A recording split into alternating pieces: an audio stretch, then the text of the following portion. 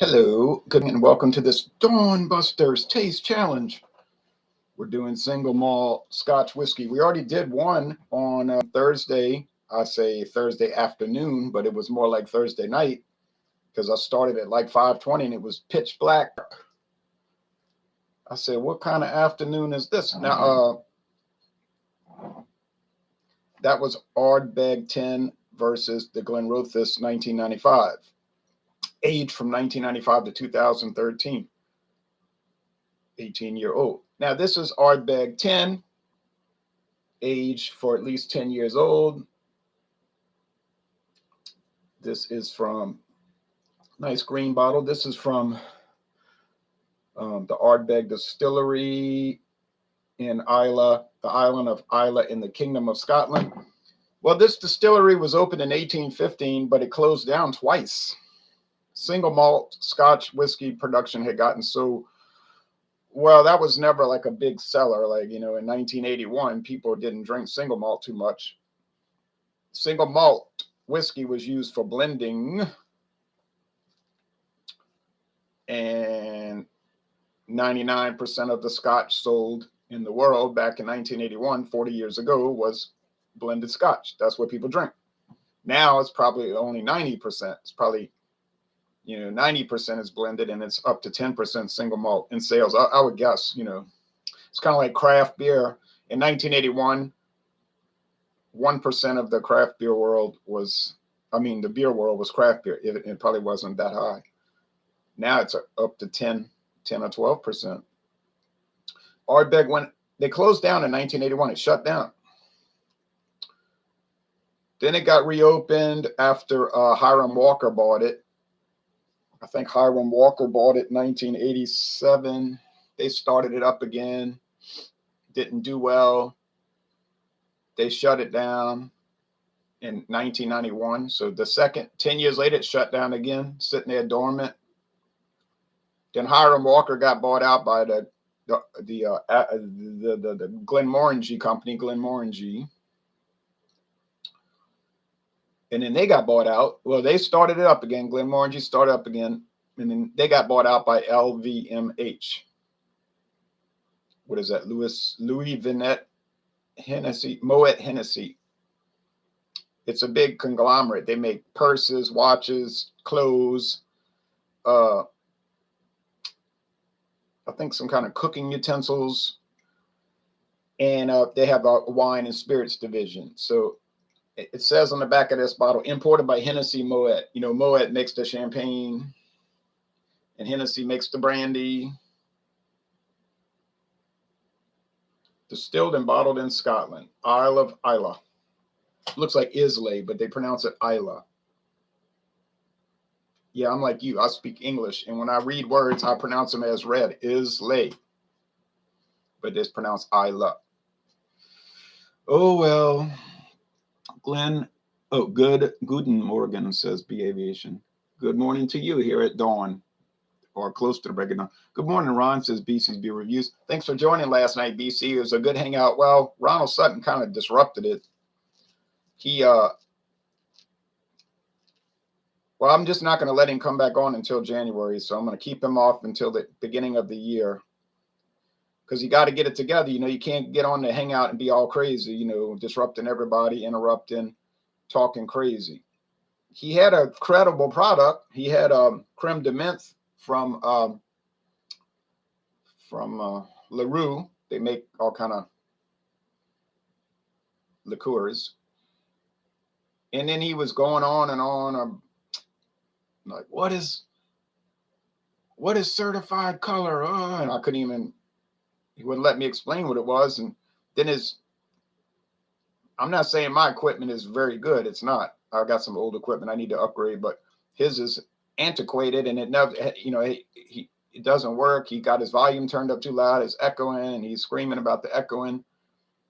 And I said, well, you don't want echoing. So then he was talking about, I hate this kind of stuff, and talking about the product. He poured it, and I said, well, I got to mute you because you're echoing, and we got to talk. And then he dropped off. Whether he quit because he got angry, or I doubt that, or his computer system failed, I don't know. But I just gave it a score, a C minus. I said, well, he's going to score a C minus, which is probably what he was going to give it, you know. But other than that, all those antics, it went well. Everybody was trying to be patient, you know, with that. I see him join other hangouts. He just totally wrecks it, you know. And they're it's like they're too nice. Like they're like, well, just let him do. I was like, my attitude is, it's not going to happen on my channel. I'll just put the hammer down fast, you know. But other people, you know, they get sort of like pushed around or whatever. But anyway, on. Before I watched your channel, I had no idea what blended whiskey was, but now I probably know more than most people, says B Aviation. Yeah, see, this is the educational channel. And the way I learn is reading about it. See, I don't just like organically know it. I don't just wake up one day and say, oh, I know it. No, I read about it. Ronald Sutton came back. Oh boy, yeah, it was, you can go watch it. It's, well, it'd be what you'd expect, more or less. Yeah, true. And I went on too long. Well, that's all right. But you're more reasonable in the sense that I could say, okay, BC, cool it, you know, whatever. But I had a good liqueur, cinnamon. Ronnie had a good liqueur, Fireball. James P. Madonna had, well, he got a little upset because he just had straight brandy. And I said, well, that's not a liqueur. But I mean, I don't really care, you know. But he was saying, well, I can't go buy all these bottles, and he's very limited in where he lives on the small bottles. Well, I told him I wouldn't do it either. I wouldn't go buy big bottles of liqueur just to be on a Friday show. I wouldn't do it either. But I said, you can make your own liqueur. And he took cranberries and he made like a puree, muddled it, and he made a cranberry brandy liqueur. So it worked out. You see, it was like creative thinking. And he was game for that, which I appreciate. And then BC had a good product. What you had, BC? I can't remember right now. I'm having a mental block. I'm trying to get to this. And he had the what do he have? Help me! It went out of my head. I just was thinking. Old Camp, yeah, Old Camp Peach Pecan. I think I had that once, but I had the Old Camp non-flavored. They do make an Old Camp non-flavored blended whiskey. There's no flavoring at it, but it's so rare, like you don't really see it. They don't even show it on the website. There's another flavor they have too, but they don't show that. I don't know. It may, whatever. Watching your channel is like a PBS show in a way. Oh, thank you. I'm public broadcasting. If you want higher ratings, you could promote the return of Ronald Sutton. No, that's a bad idea. Yeah, we'll skip that. Ronald knows that I don't dislike him. Sutton knows that. I like him. He makes good comments and he's kind of good natured, but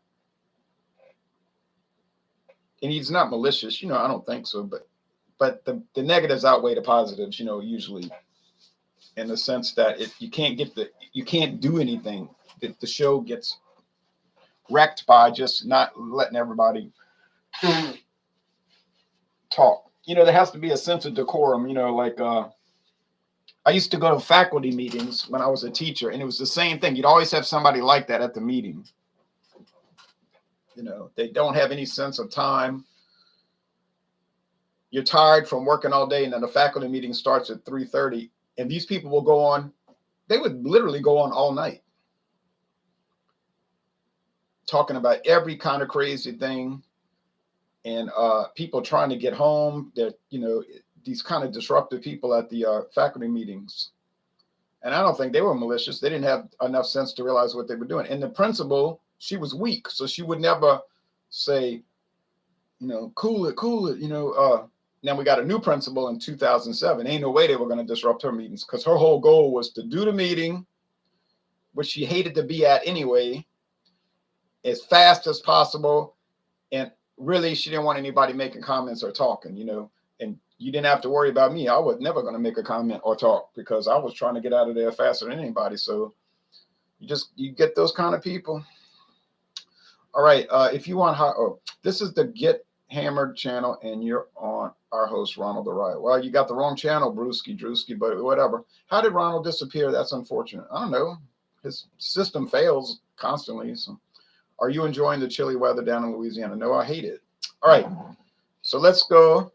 The competitors, the Glenlivet Founders Reserve, introduced in 2015, so it's only been on the market 6 years. We don't know how long it's aged. There's no age statement.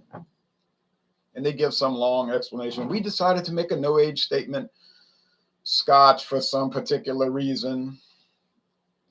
Foil cover. That's the inside. The outside is black with 1824. The Glenlivet Distillery was started in 1824, and it has never shut down. You know, it's stayed open. And a lot of their single malt is used in blends, but they blend with other whiskeys, to make blended whiskey. It's got a real cork. It's not some press board or plastic or rubber, neoprene. That anytime you see those corks that are rubber, that's neoprene. They make that at DuPont right close to me. It's like in tennis shoe, same rubber as tennis shoes, spongy. But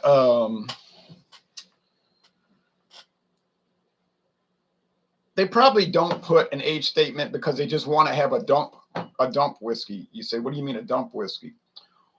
Well, I mean like one where they don't have to worry about the age.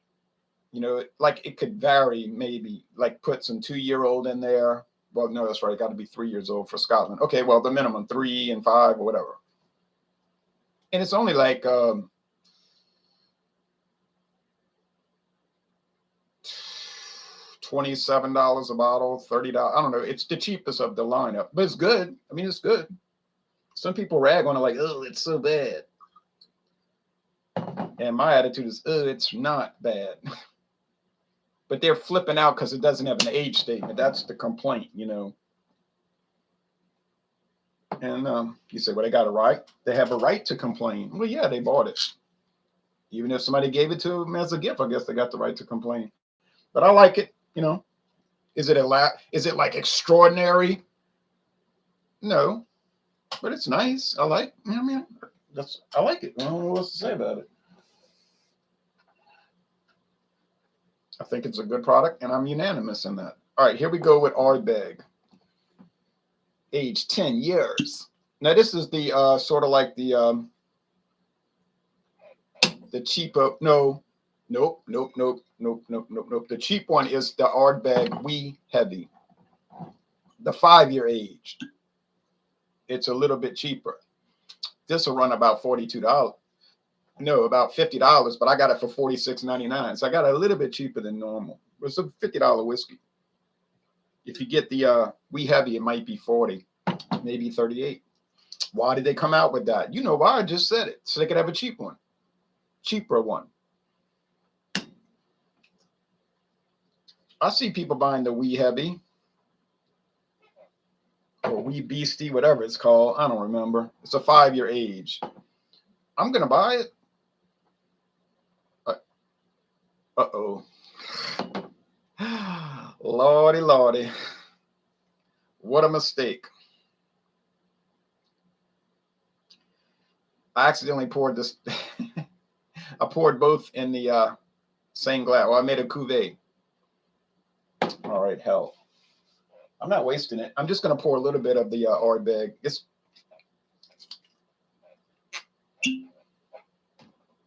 You're never going to confuse it anyway because of the smoke.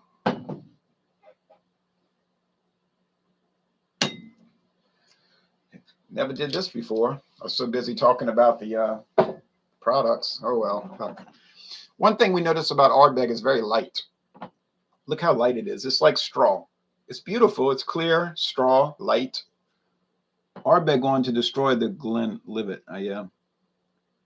Have I always been such an extreme early riser? I think so, because I remember when I was like 8 years old, I would wake up at 4:30 so I could watch The Lone Ranger. Well, actually, The Lone Ranger came on at 4:30, so I would wake up before that. My father would be like, why are you getting up so early? I'll say, I want to watch The Lone Ranger. It's been in the low 40s here for highs. I love my hands going numb every time I go outside. Yeah, I'd love that. Cheers from Taiwan, says Panaming. Cheers to you. In China, Taiwan, China, the Republic of China. It's really interesting to think about that the whiskey was sitting in barrels in Scotland during some historic moments. It is really. Okay, so Ardbeg 10, you got that smokiness. But look, it's like they're saying on the LVMH website. They say it's a astonishing whiskey because it's super smoky and intense, but they were saying something like it's mysteriously sweet. In other words, it's not what you think it is until you try it. You thinking, oh, it's going to be so smoky, so inky, so strong that I'm going to hate it. But it isn't any of those things. It's mild, mellow, and enjoyable. Mm.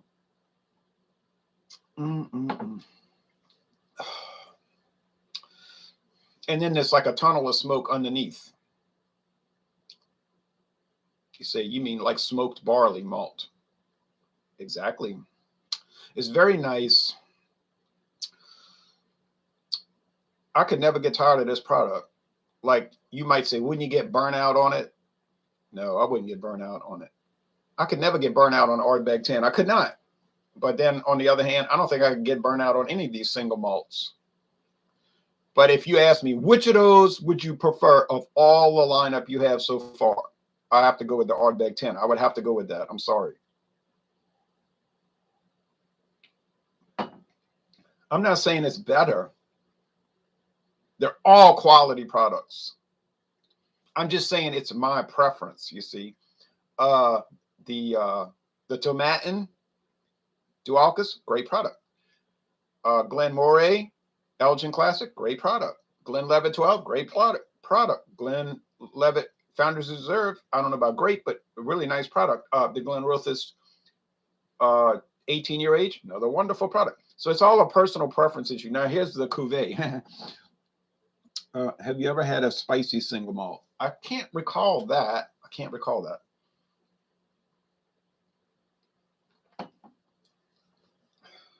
All right. So what happens when you take Founders Reserve from the Glenlivet Chivas Brothers? The Chivas Brothers make it. Not that the actual brothers are no longer alive, but what about Gaspar Gomez and Echevarria and the Chivas Brothers? What are they going to do when we start trying to move to one? All right. So what happens when you accidentally add Ardbeg 10 to Founders Reserve from the Glenlivet? Well, you get exactly what you'd expect. You get a bready Scotch, because the Glenlivet Founders Reserve is bread. It's like bread dough. It's just like bread dough. I don't know what else to say. Obviously 40% alcohol bread dough, but so you add that on accident and you get like a little smoky bit to it. You add a smoky bit to it.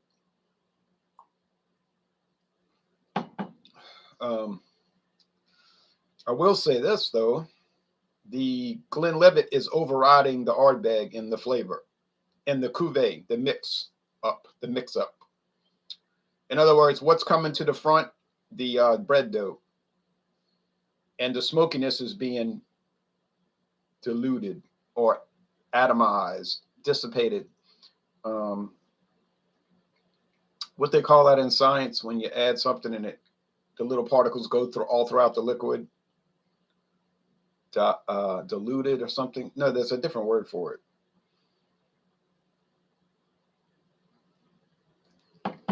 I made good grades in science, yeah, but I didn't care about it.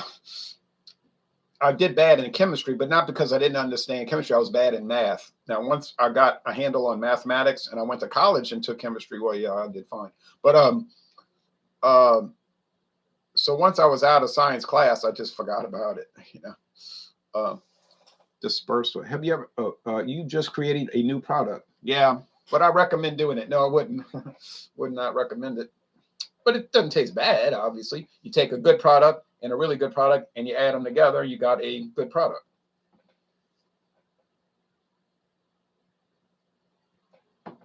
Now, do I think the Glenlivet is an inferior product? And do I think the Ardbeg 10 is a superior product with these two? Yeah, I do, because You're talking about a $15 difference. And it's kind of like common knowledge that one is more elaborate and fancy and just a higher grade. And I think the Glenlivet people would say, well, yeah, but we make a lot of products that are on par with Ardbeg 10. You know, Glenlivet makes products which would be their Glenlivet 12-year age. That's on par, you know. Now, then it becomes a personal preference thing where you say, oh, well, I'd rather smoky, inkiness, iodine, sea salt, you know, that savory, smoky whiskey. Or you might say, no, I prefer the Speyside, mild breadiness, wood, and more developed in that, along that avenue flavor. Well, yeah, fine. I prefer the smokiness myself, but you might not. Now, with blended Scotch, do I like some of the smoky ones, like Johnny Walker Red? Sure do. Even Highland Mist has a touch of smoke in it because they're using whiskey from the Four Corners of Scotland. That's a really cheap product. I mean, when you drink it, you mainly taste in grain alcohol because it's probably 80% corn whiskey, corn liquor.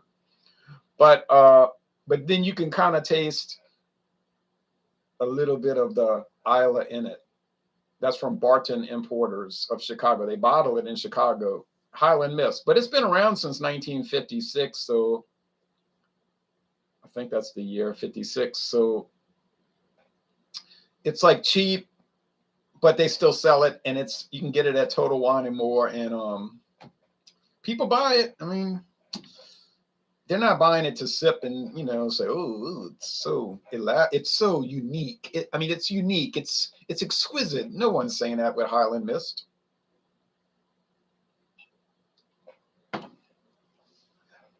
Oh, but those things have their role, I suppose. I have a bottle. I haven't been hating it. Hadn't been in love with it, but I hadn't been hating it. Well, that brings us to the end of this one. What can I say about Ardbeg 10? You're never going to confuse it with these other ones that I've got. That's for sure. So these are taste challenges in name only. They're not a true challenge. All right. They're more like a taste comparison and discussion session.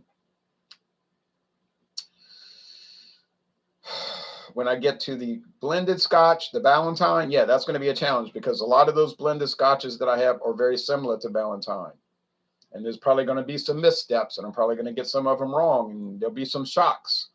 There'll be some shocks along the way and all of that. But so should you buy Ardbeg 10? Without any question. If you go to Star in Kenner, Louisiana, and you see it for $46.99, do not hesitate to buy it. It's that good. I don't work for the company. I get no money from the company. I've never received any products from the company, not that I would turn them down. But I think it's fabulous. I just could drink it all the time, and I just wouldn't. You say, oh, you mean you could develop a habit? You could get in a habit. I could definitely get in the habit of drinking Ardbeg 10. Yes, perpetual habit. Yes. Now, what about the Founder's Reserve from the Glenlivet? I wouldn't get in the habit of drinking it, but I'd never turn it down. And I would recommend it. You could shop around and find a good price on it. Some stores be a little bit more, but shop around. Everybody's got it. You could find it everywhere, you know. So, yeah. Do I have any complaints about Founder's Reserve? I can't think of any. Can't think of any. Nope. It's a simple product. It's basic in a way, but it's mild, mellow, pleasant, enjoyable, copacetic, and everything along those lines. So there's two winners. So basically what we have here is a conflict, but it's an approach conflict, meaning either choice you make is good. You want to approach it. You want to approach it. So you can't lose. It's a can't lose situation with these two. An approach conflict. That's the best conflict to have, because either choice you make, you're getting what you want. It's like choosing between two types of cake. You say, well, I'm on a diet. I got to watch what I eat, but I would love this kind of cake. But on the other hand, I would love that kind of cake. So you make a choice. You choose. But you still win because you're getting what you want. You can't have everything you want. I'd imagine the Ardbeg would overpower. It is. It does. No, yeah, that's the only shock. I thought the Ardbeg would overpower the Glenlivet in the accidental mixing, but it was the opposite. Just goes to show you. Do you know if they ship it to Chicago in the barrels? No, I don't know. They probably ship it in some big tank, like a big tank, because they want to keep the barrels for future aging. Adding Ardbeg 10 out of 10. It is a 10 out of 10. Which is smoother? Panthers rule. I would say a tie. It's a tie. Well, it's a celebration, fellas. This weekend is a celebration weekend. So y'all take care now. Go and watch the news.